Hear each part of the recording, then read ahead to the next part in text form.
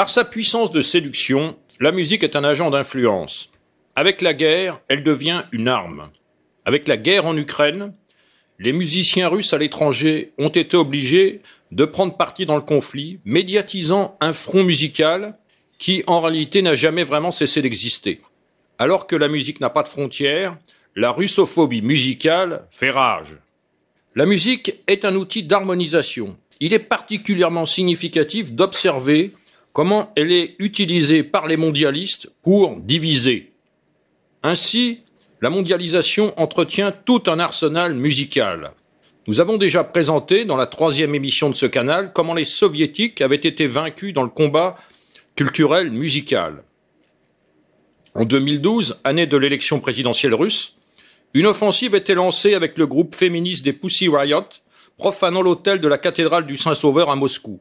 Bien que soutenue par les Occidentaux, spécialement les musiciens anglo-saxons, l'offensive avait échoué à soulever l'opinion publique russe et empêcher la réélection de Vladimir Poutine, tout en illustrant le rôle d'agent d'influence de la musique. La guerre en Ukraine a réveillé les antagonismes.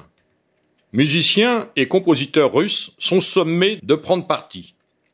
Après les compétitions sportives, les délégations russes sont éliminées des événements culturels internationaux, Eurovision, Festival de cinéma, Festival de Cannes, New York et Londres. Des opéras et des salles de concert ont annulé les représentations de groupes et ballets russes.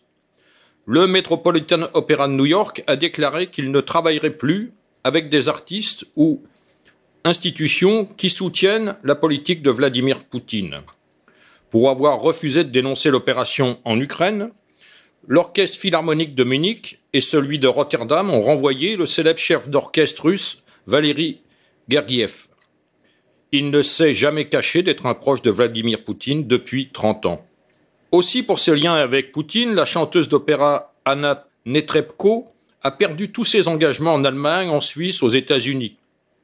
Elle avait célébré le 50e anniversaire du président en chantant au Kremlin et l'avait aussi soutenu publiquement lors de l'élection présidentielle de 2012. Elle a aggravé son cas en 2014 en remettant au député ukrainien pro-russe Oleg Tsarev un chèque de 1 million de roubles destiné à l'opéra de Donetsk, une ville du Donbass, et arborant le drapeau des séparatistes russes. Comme rien n'est simple, après avoir déclaré être opposé à la guerre, ajoutant « Je ne suis pas une personnalité politique, obliger les artistes ou n'importe quelle figure publique à exprimer son opinion politique en public et à dénoncer sa patrie n'est pas juste. » Elle a été déprogrammée par l'opéra de Novosibirsk, tout en étant maintenue dans un festival de Saint-Pétersbourg. Avant le début d'un concert au théâtre de Nijni Novgorod, le chef d'orchestre Ivan Velikhanov a fait une déclaration contre la guerre suivie d'une interprétation de l'hymne nanageois, qui est aussi l'hymne de l'Union européenne. S'il est suspendu pour la représentation suivante, il retrouve la direction du Bolchoï et d'autres formations. Pour le 9 mai, fête nationale en Russie, la pianiste ukrainienne Valentina Lisita s'est déplacée spécialement de Moscou et a interprété des compositions russes dans la ville de Marioupol récemment libérée.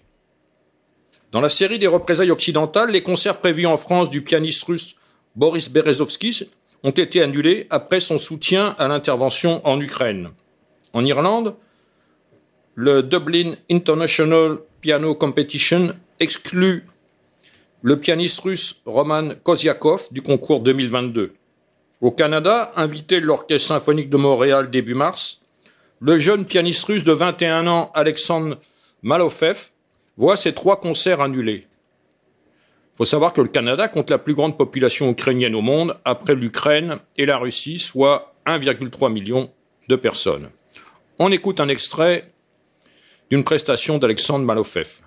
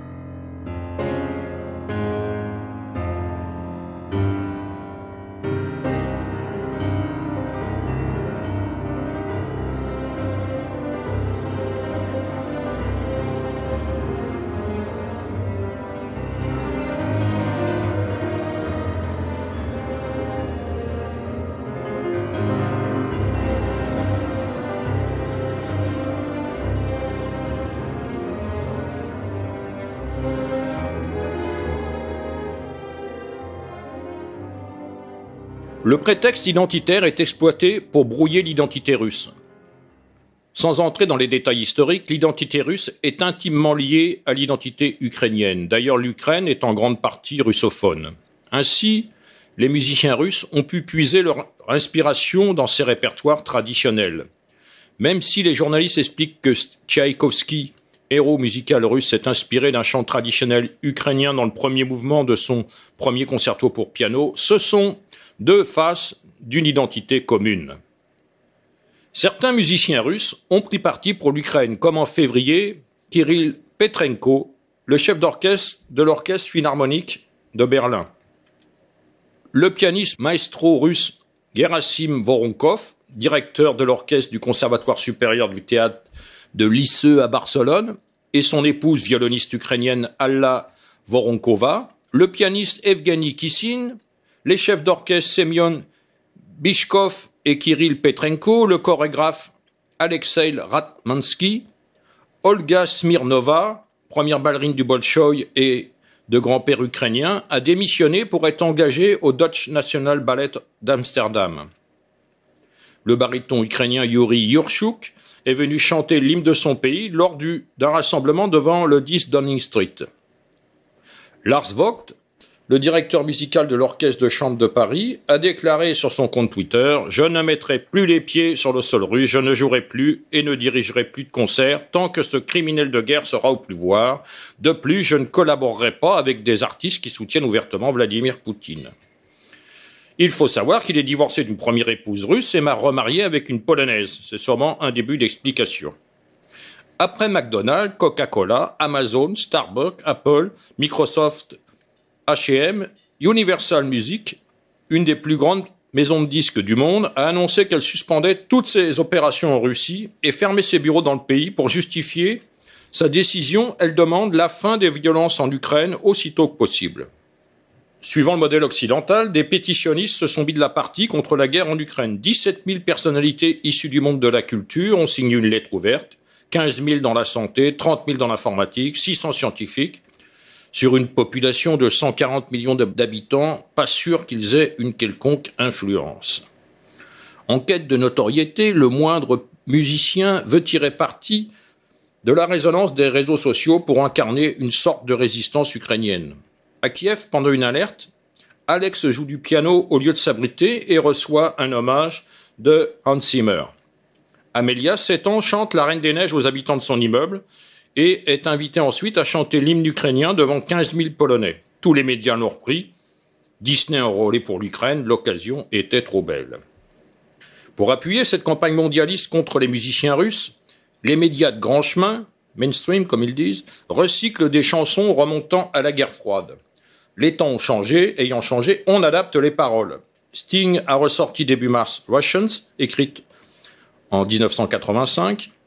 Pink Floyd, qui avait déjà participé à une opération de soutien à la tentative de renversement de Loukachenko en 2020-2021, annonce maintenant le retrait de sa musique de toutes les plateformes numériques en Russie, en Biélorussie. En soutien à l'Ukraine, le groupe compose Hi Hi Rise Up, sa première composition depuis 2014, et l'enregistre avec Andriy Klivinyuk, le chanteur du groupe ukrainien Bubox. Genesis exhume une chanson écrite en 1986, Land of Confusion, pour dénoncer l'invasion russe. Les Allemands de Scorpion ont modifié les paroles de leur chanson Winds of Change, symbole musical de la fin du rideau de fer, et sorte d'hymne de la réunification des deux Allemagnes après la chute du mur en 1989. Tous ces titres sont abondamment mis en ligne, je laisse le curieux se connecter pour les trouver. On attend maintenant Back in USSR des Beatles ou Master of War de Bob Dylan. Oseront-ils aller jusqu'à récupérer l'album Rocket to Russia des Ramones ou les chansons de Screwdriver et autres groupes de rock? Je vous propose d'écouter un extrait de Cretin Hop figurant sur l'album Rocket to Russia des Ramones paru en 1977. On verra que les musiciens avaient un humour qui manque un peu à ceux d'aujourd'hui.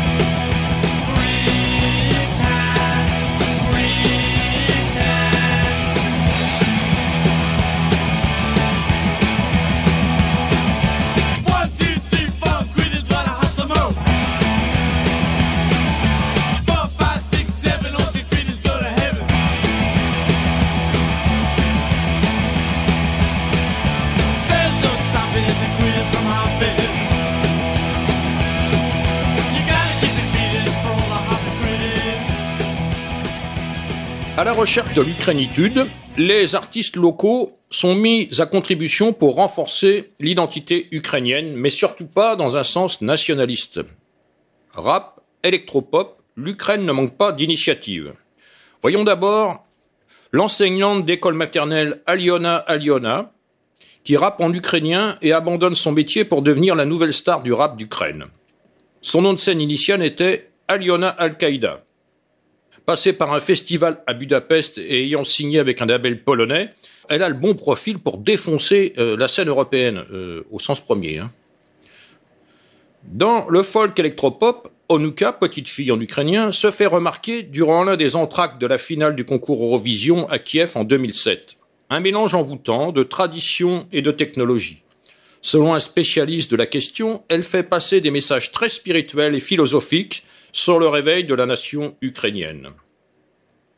Aussi, les Daka Braka font de la musique ethno à base de folklore ukrainien et leur démarche se veut contre l'impérialisme culturel.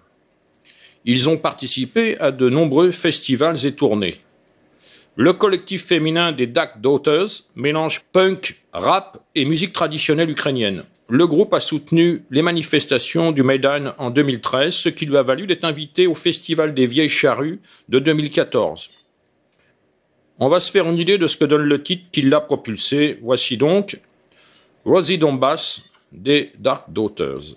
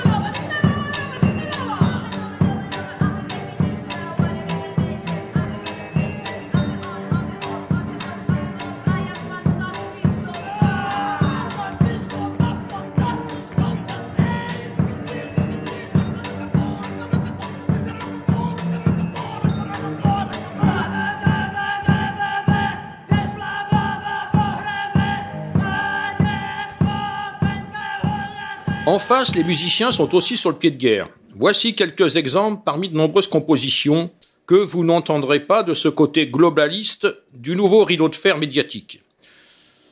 À ce propos, je remercie Vladimir T. pour la documentation et les liens fournis, en vous invitant à profiter des vidéos pas si faciles d'accès que ça.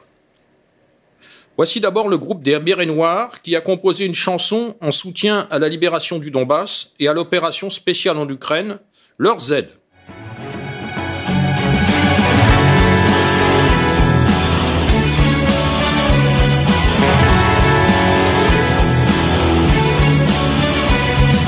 Липкая грязь весенних дорог, дизеля выхлоп и ветер знобящий, ломая заслоны, колонна идет по Украине все дальше и дальше.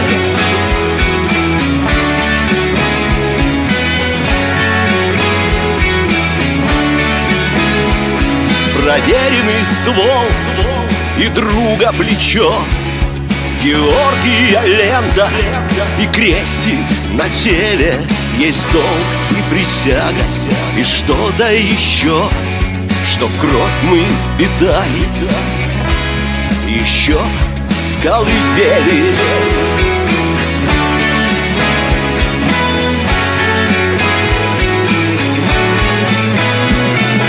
Воля, сжатая в кулак, вера, и от предков сила, ты не бойся, мама, Родина моя, сыновей достойных, ты не зря растила от Приморья и до Балтики седой, от Кавказских гор и до гор Урала, за тебя, родная. Станем мы стеной, как стояли наши предки, за державу, за тебя, родная. Soliste à l'Académie de musique du Donetsk, Natalia Katchoura a interprété en duo avec la chanteuse Victoria Daynenko l'hymne national du Donbass lors d'un grand concert donné dans le stade Luzhniki de Moscou pour le 8e anniversaire de la réunification de la Crimée à la Russie, devant 95 000 personnes, et il y en avait 100 000 à l'extérieur.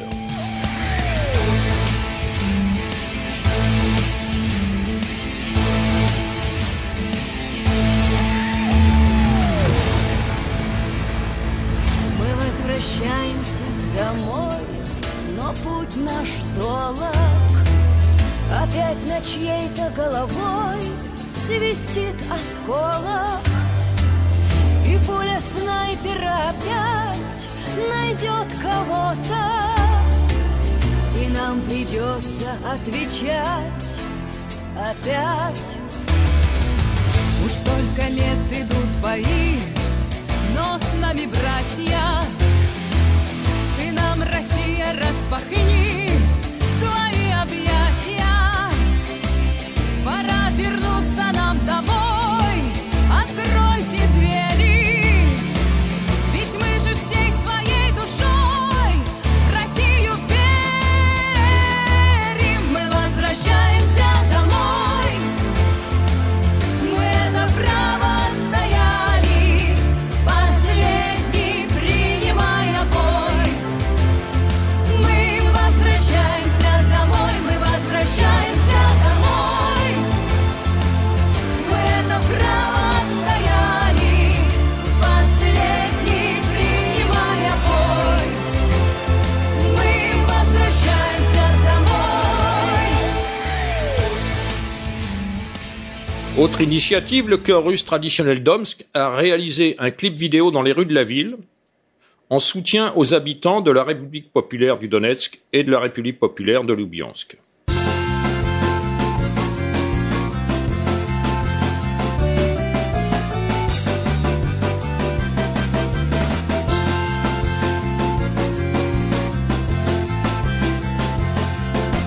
В Омске мы, ребят, живем, город весь прошли, и красивой улицы название прочли.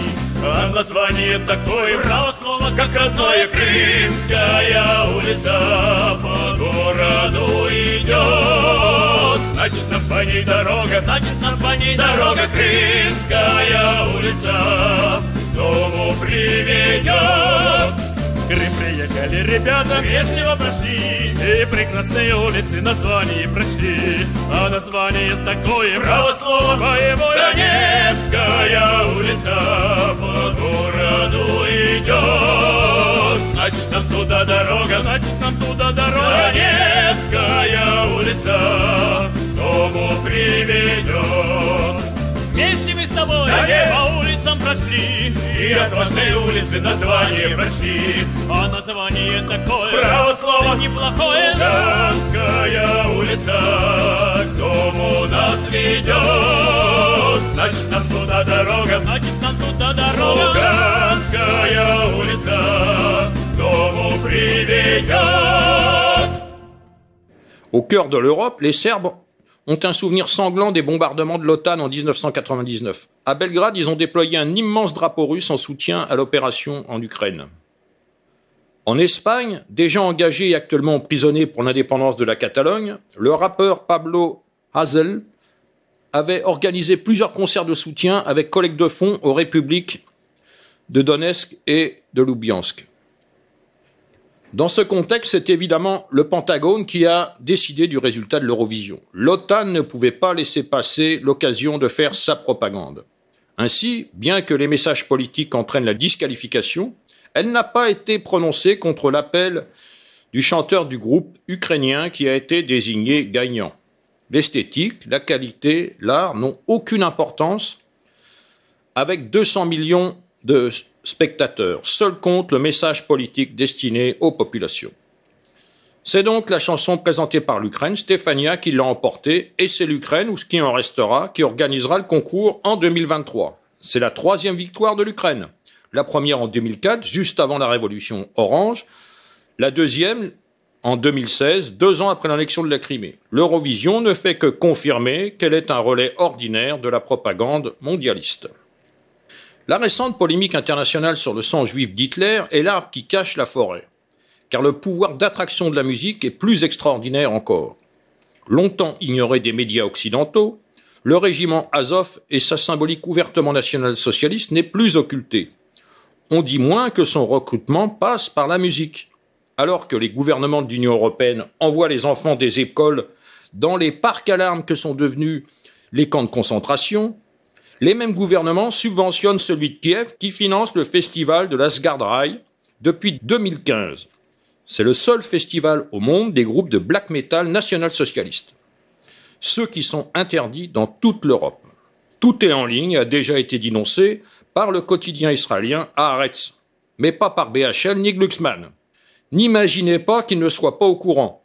En 2019, à la demande du CRIF, le Conseil des ministres de Macron prononçait la dissolution de Blood and Honor France, accusé d'organiser des concerts avec ces groupes.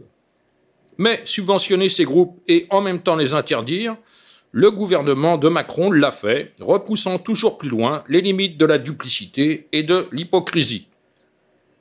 Dans ce festival ukrainien, on retrouve les groupes les plus extrêmes de ce courant.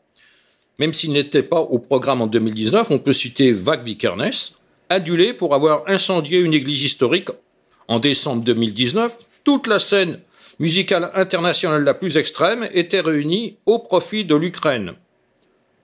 Je ne donnerai pas les noms, ils sont tous en ligne dans les programmes. Du fait de la pandémie, les festivals 2020 et 2021 n'ont pas eu lieu, on attend le programme pour 2022. Le régiment Azov utilise des symboles et cultive une esthétique qui fascine les militants ouest-européens élevés aux jouets non genrés et qui n'ont vu d'armes qu'au cinéma. Peu leur importe qu'ils soient équipés de fusils d'assaut Tavor fabriqués en Ukraine, sous licence israélienne, et encadrés par des officiers israéliens comme il semble que ce soit le cas à Mariupol. Alors qu'en Europe les armes sont interdites, en Ukraine, leurs camarades peuvent combattre les populations russophones du Donbass au profit du nouvel ordre mondial. Secrétaire internationale de l'aile politique d'Azov et organisatrice des concerts, Olena Semeniaka explique que cela nous aide bien sûr à développer et renforcer notre base de fans internationale, notre base de soutien. La connexion avec Soros est documentée. Porte-parole d'Azov, Olena était inscrite en janvier 2021 sur la liste des lauréats recrutés pour 6 mois avec une bourse de l'IWM, The Institute for Human Sciences, de Vienne. George Soros fait partie du comité de parrainage de cet institut et son actuelle directrice est en charge des programmes universitaires de l'Open Society Foundations du financier juif hongrois. Des photos d'Olena, bras tendus devant un drapeau orné d'un svastika, ont obligé l'Institut à révoquer sa bourse. Les médias de branchemin ont fait profil bas sur le sujet, et cette occultation n'en est que plus éclairante sur l'instrumentalisation de la musique. Sa puissance de séduction permet ainsi de recruter des militants nationalistes pour les enrôler à défendre les armes à la main les intérêts du mondialisme, ennemi des nationalismes. Plus largement, le front musical ouvert par l'Ukraine montre l'importance des repères culturels musicaux. Aux mains des médias de grand chemin, les musiques des troupes d'occupation culturelle deviennent de redoutables agents d'influence. Souvent sous-estimés, l'outil musical montre une nouvelle fois son importance stratégique.